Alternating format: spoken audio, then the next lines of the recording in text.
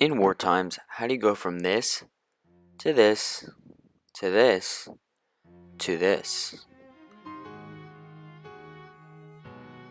Well, just ask America. That is how they won World War II over the strong Axis powers. World War II was fought between the Allies, which mainly included the United States, France, Great Britain, and the Soviet Union, against the Axis powers, including Nazi Germany, Japan, and Italy. During the war, the Axis powers led by Adolf Hitler, Hideki Tojo, and Benito Mussolini looked absolutely unstoppable. This is mainly because they signed the Tripartite Pact, which ensured that they would help each other through tough war times.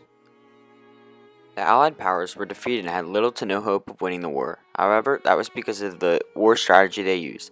The Allies used precision bombing, which was the bombing of a sole target, and the Allies had no intention of killing enemy civilians. The method was unsuccessful though because of how hard it was to actually land a hit on the target. The Allies next moved to strategic bombing, which was the bombing of industrial places in the enemy's country to decrease morale. This led to some more civilian deaths and was more successful than precision bombing.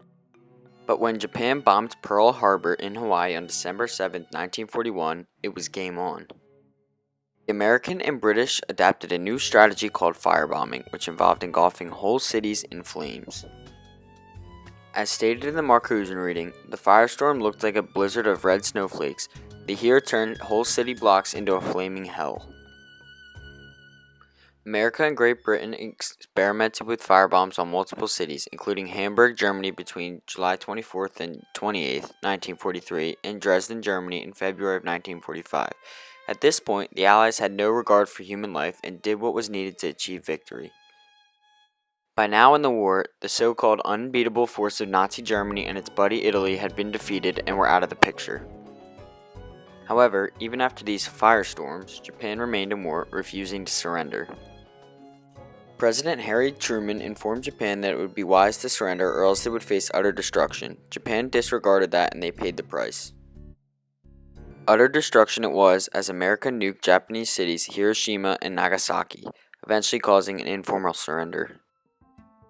The real question is though, should the United States of America be praised or criticized for military strategies and actions it pursued during World War II? In my opinion, the answer is neither. Although the United States, along with other allies, downed probably the strongest force in world history in Nazi Germany, they also took hundreds of thousands of innocent civilian lives in the process. It would definitely be incorrect to praise them just because they took all those lives. However, it would also be incorrect to criticize them too. At the time, Germany was taking lives in Europe as well as taking over other European countries. Someone needed to step in, and the Allies did just that.